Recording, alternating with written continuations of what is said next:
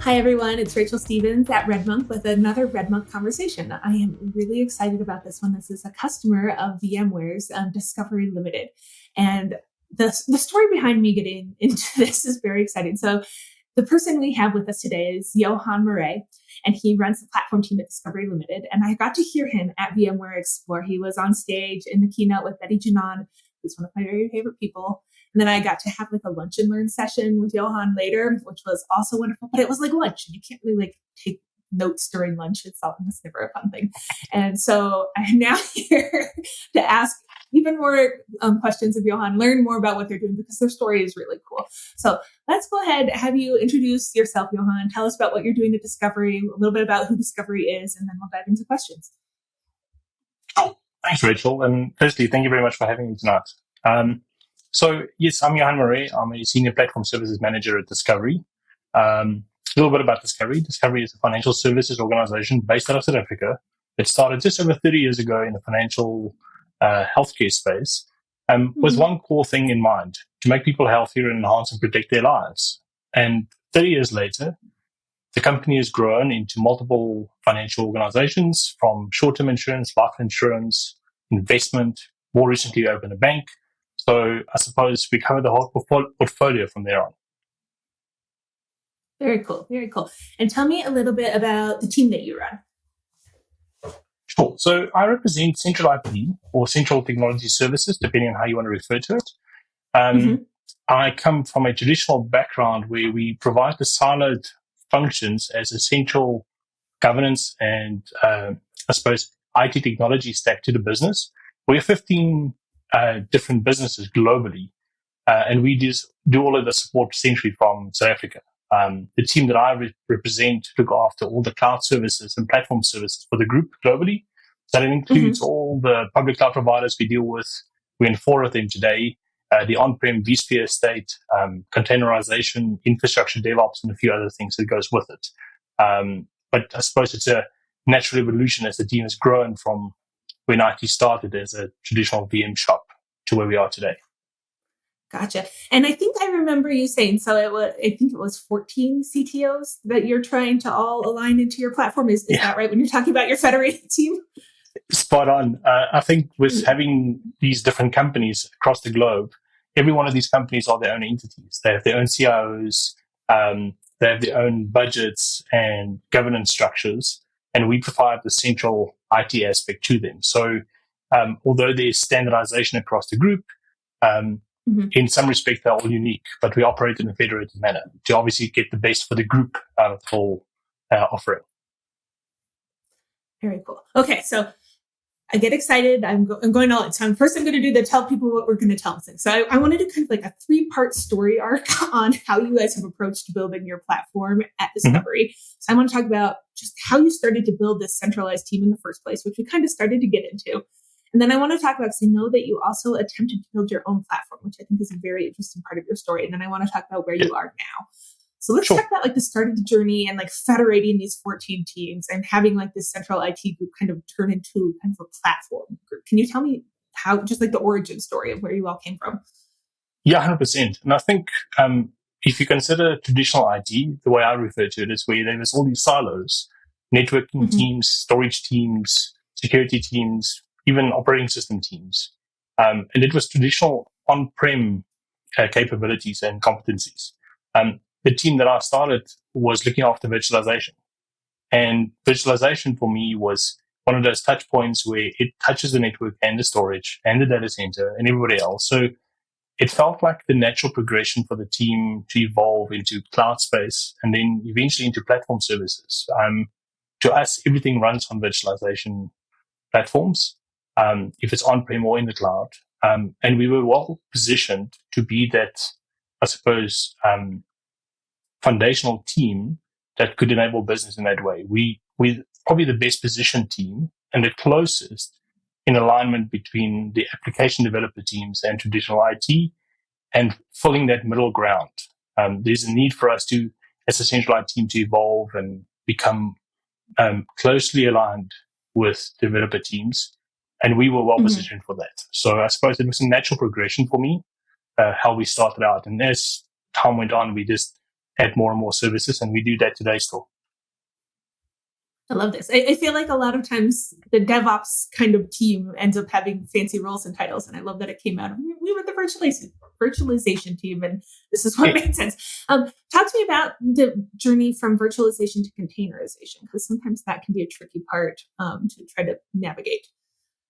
Yeah, I think discovery as a whole, we still sit with a fair amount of legacy on-prem dependencies and legacy monolithic applications and so forth. But some teams, because we have these 14 different entities, some of these teams are in a better position to reinvent themselves or make that leap from the old stack to the new stack. And we found that teams were doing it on their own without involving the central capability. They were running Docker on general VMs, and that was a start or a form there. So we decided it's better for us to get into the game and set a standard and a strategy going forward. So that was the kind of evolution of us having our own containerized platform that we offer as a service internally to our customers. Which you naturally did on Kubernetes. So to tell me about, okay, this is the next step in the story. It says, tell me about your journey with vanilla Kubernetes. So I suppose some of the business units, when they were on their own, made some strategic choices. Some of them even procured some of their own platforms. And as we were of the opinion it's better suited to be central, we had some very clever people in our team that were of the opinion that we could do this better ourselves. It was the early days of containerization or Kubernetes for that matter. And we were embracing this open source world, but with a team that's very small, although very skilled. I think the ambition was misaligned, and we embarked on this journey of building our own, but soon business weren't seeing the value. It was unfortunately one of those where we had to learn the hard lessons and realize, is this really our game? What is our job really? Enabling business? And was it really to be these platform engineers that contributes to the Kubernetes community at large scale? And it wasn't us. The value for business wasn't there. So we had to kind of reset and change direction over time, because ultimately we weren't providing value to business, and business was suffering and going somewhere else for their services. I'm curious, could you share with the group, like, how long did you go on this journey for before you decided to change directions? No, it was, in my world, probably too long, but short-lived, 2-year stint. Okay. 2 years. I think in the third year, we already started making the changes. So it wasn't, I think the difference was that business were adopting, we were making all these promises, and people were getting into it with the belief that this is the new way of doing things, which unfortunately just weren't working in business favor. It wasn't stable enough, and we were focusing on the wrong aspects of the platform. So we obviously, being federated, customers were on this journey with us, but we had to kind of make a change and relook at what we really wanted to do, and then change direction to kind of be that platform services of choice for business instead of them going somewhere else. And I loved your comment around just making sure that your platform is actually providing value to all your businesses and to all your internal customers, which is definitely a story I have heard from VMware. Often James Waters is one of the first people I met doing this job, and he was kind of right in the heart of his like value line storytelling. And are you having your teams focus on differentiated work? And it sounds like this story is completely aligned with that. So I guess that takes you then to moving into the VMware platform. Do you want to talk about where you are now?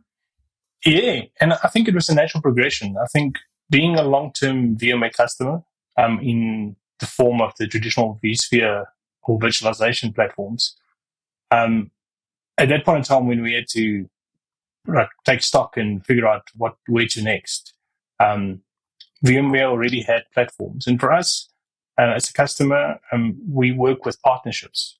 So the sense of going out to yet another provider didn't make sense. And what the offering was on the table for the Tanzu stack at that point in time fitted our needs, considering that we weren't the most advanced use case of technology stacks, and foundationally it was rock solid. And again, we have a partner that can kind of guide us through that process from start to finish, seeing that we run the Kubernetes stack on top of VMware anyway. It felt natural from a progression perspective. And once we relooked and prioritized what's really important, it was a natural fit for us to kind of move into the Tanzu stack at that point in time. Gotcha. And so you're on Tanzu application platform, right? Well, that's the next platform that came along. That's the next. We started off with Tanzu Kubernetes Grid. Okay. Gotcha. Yeah, 100%. Yeah. So we replaced our own self-built Kubernetes platform with Tanzu Kubernetes Grid, which creates the foundation for us from running containerized workloads in a self-managed way. And we can offer this as a per cluster or per namespace base. So we have two different models. And the one that you refer to now, Tanzu Application Platform, or TAP for short, was the evolution for us now, because now we're taking the next step into that evolution of how do we provide better value to our developer teams, how do we remove the friction and the ease of adoption of containerization, while at the same time keeping things secure and simple. So I suppose that part of the next part that we're working on right now and productionizing within the group.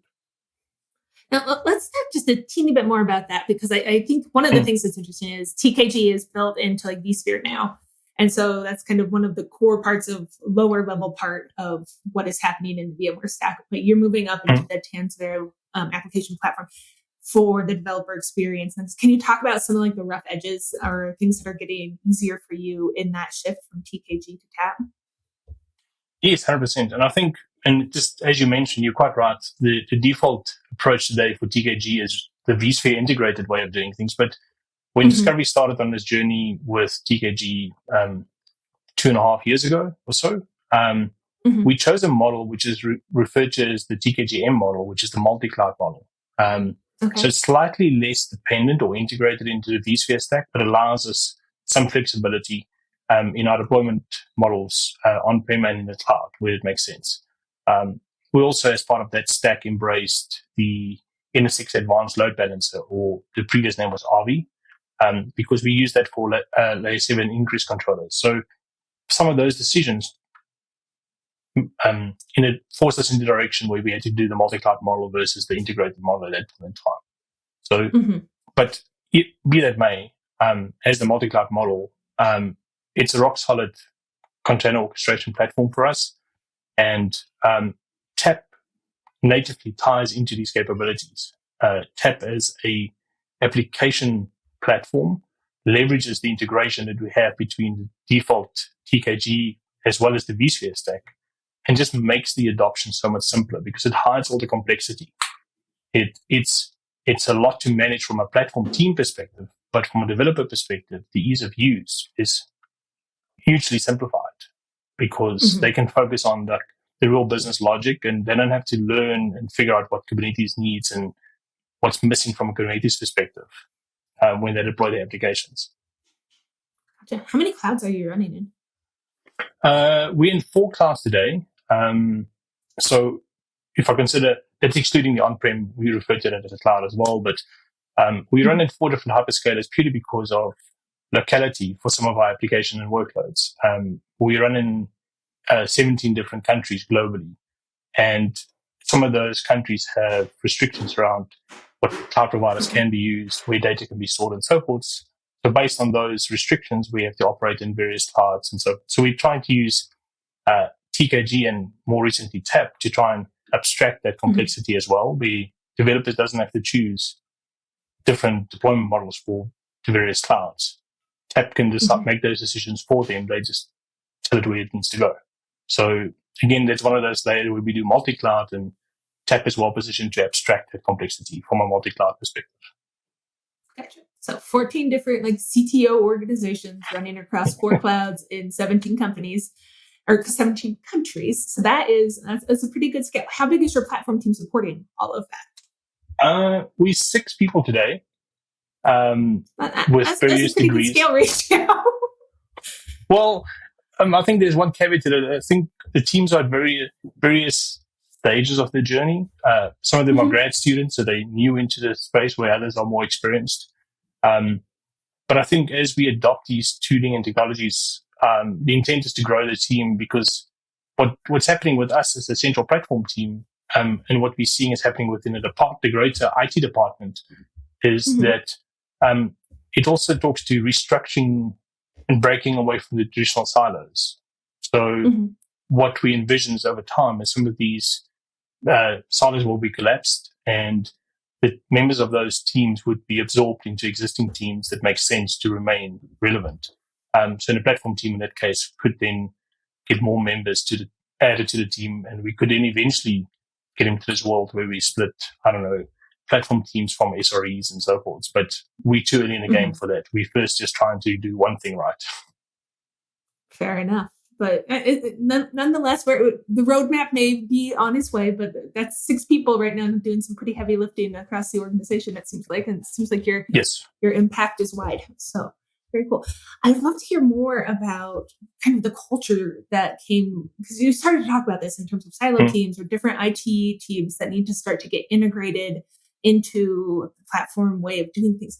Did you have a hard time originally, as you kind of started this platform mission of getting buy-in? And I mean, like, you can get buy-in from a lot of different things, but let's talk about getting like buy-in from the IT teams in particular. So I think it's not unique to us, but the people and process problem is probably the biggest part of the change. The technologies exist to do these things and to help support us, these workloads. But transformational changes, and especially structure changes within traditional teams, is very difficult, and we're still working through that today. I think what we found is over time is, depending on the team that you come from, you're either naturally more aligned to the new way of work versus you're stuck in your way. And I think that journey doesn't happen overnight. Instead, we're still working on it. Some teams have moved, some teams have embraced cloud services, and some teams have embraced cloud automation, where some are just slower in that adoption process. So we by no means have the answer for this. I suppose we're taking it day by day as we go along. We have a set strategy on what we're trying to achieve, which is departmental wide, which I think works in our favor, because that helps to bring everybody on the journey. In the past, when it was a very siloed team, what I did from a platform team perspective wasn't necessarily aligned with what the network team or storage team had to do. And therefore, we kind of drifted apart. Where now it's a centralized IT strategy in embracing cloud and infrastructure as code, and the platform team is one of the leads in that initiatives. It's easier for us to bring people along on their journey. So it sounds like you're bringing people with you. I love it, bringing people along on your journey and helping people understand where everybody can be moving towards together. So then that leaves a few other constituencies in terms of culture and buy-in. So let's talk about like top-down buy-in. How are you getting 14 CTOs to come to your platform? Then let's also talk about how are you getting all of their developers to come to your platform? So it's like, what is your grassroots and what is your top-down, and how do those kind of work together? So I suppose the answer would be it's work in progress as well. And I think a lot what we've learned is we had to up our communication level.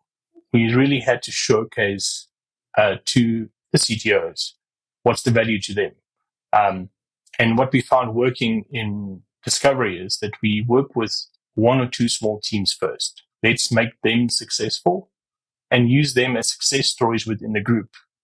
Because these teams that are more agile, that are well positioned to make some of these changes, once they see the benefit, it's easier for us to articulate the discovery benefit.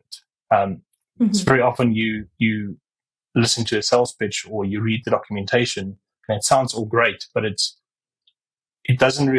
not realistic within our organization, whereby our approach is by making our own teams successful, work with 1 or 2 small ones, and use them as the catalyst or the sales or ambassadors, for that matter, within the group. Then we get success and traction from that perspective. So 2 parts: bring the developers on the journey with us, find the people that's willing to work with us to make them successful, and then constantly communicate at the top level the changes, the benefits, and where things are going. I think the risk with 14 different companies doing their own thing at some point in time means that you don't always consider it of something else that might already exist within the organization. So for us, communication is probably by far the biggest thing that we had to change in our engagement model with all these stakeholders. Gotcha. So you are a 6-person team building a platform and also in charge of internal marketing. It sounds like. How do you approach this communication in terms of like, are there things that you have found that work better in terms of reaching different audiences? So I think what we are fortunate in, what's working in our favor, is the fact that although the platform team is by far leading a lot of these changes, there's a strategic approach from a central IT perspective to remain relevant and make change. So having the right change managers in place to help us with the effective communication. I always mention that traditional IT people aren't necessarily great at documentation or communicative at the right level. So we had to get the right people to support us in that. So although the platform team's only 6 people, they're the people that technically make it happen. It's not our skill set to market this effectively and communicating all these changes. So yes, it's a much bigger team that sits behind us in making this real, because we might have the best intentions, but I don't think we would be as successful as if we didn't have the change team behind us and the buy-in from the central IT perspective, from our own CTO that communicates and advocates for all these strategies that sits behind us. I think it's a team effort, collective as an IT department, although we might just be at the forefront of some of these changes. Very cool. And in terms of like mediums that you found, is it internal blog posts? Is it demos? Like how do you try to reach out to different people, or do you see some that are more effective than others? Yeah, so I don't think we have that solved. Internally, what we found so far is, depending, especially with the C-level stakeholders, so that's definitely an in-person meeting with us taking them through a PowerPoint presentation, a slideshow that gives them the high-level detail, something we can share afterwards. So we have intentional, reoccurring meetings with these people that kind of updates them on the journey. With the developers, it's slightly different. Is really getting stuck into the code itself and understand the metrics that make sense. Something that's new for our IT team as well as something like DORA metrics. It's something that's familiar within the developer space and application teams, but traditional IT had to change, or we had to change our ways, traditional IT, and how we report on things and how we measure and monitor things and how we motivate for change. Because the traditional siloed approach didn't really, in our world, rely on all those metrics to sell something. So as part of this journey, we have to up our game to be more closely aligned, speak the same language, and just keep the engagement going. Gotcha. So I like that, because it's not just like we have published a blog post and everyone should come do it. It's like we are working very hard on achieving internal alignment, making sure we are tracking the things that matter, and all kinds of good and important and very challenging work. Yeah, I think for us, just one comment to that, it's a lot for us is around culture, and our culture is an in-person kind of culture. We like to talk to each other. We like to meet each other, and that's when we do our best work. So, even though you built an entire platform during the pandemic, got it. It's a toughie. Fun. Maybe that's part of the reason why our own platform also wasn't successful, because it was done during the pandemic, in the sense that there was no human interaction. The virtual construct really didn't do it any favors. Fair enough. All right. So it sounds like you've had quite the journey in terms of evolving the platform, evolving the culture. Do you have any parting words of wisdom for any other companies who are embarking on this journey? So I think our biggest learning, or even if I look at my own learnings, you have to take a stance and be bold and make some changes. For us, acknowledging that what we were trying to do, building our own platform, was wrong, own it. Be bold, own the mistakes, and figure out what's next. So that was our first thing. Like, just own it. Like, don't try and hide behind it. Don't try and delay the change. For us, it was make a change and be open and honest about it. That was our biggest thing. So that was the first part. The other part of this is, and I mentioned it earlier, people and process by far is the most difficult thing to change. And in some cases, you have to be patient with these things. There's more technology out there that we can probably think of to do the jobs that we need to get done. But people and process are hard. And for us, what works is being open and communicating about these things. Like, own it if it doesn't work. If it doesn't know, say, I don't know. For us, communication by far is the biggest thing. And just get the buy-in from the top down. For us, having that support takes a lot of weight off our shoulders on executing. Having our CTO backing us for what we're doing at his level and communicating it at the C level, where we're going, what we're doing, that speaks words. And for us, that just takes the pressure off, because he trusts us that what we as a department are setting out to do is achievable, and be patient with it. These things take time. Kubernetes on its own is complex. It's hard and tough. Don't underestimate it. So stick to basics. Wonderful. Well, Johan, thank you so much for your time today. I appreciate you telling your story and like increasingly more in-depth levels of how you have accomplished all of this to me. It's been wonderful to hear about your journey, and I really appreciate you sharing how you have built your platform. You're welcome. And again, thank you very much for having us. It's great to be part of it.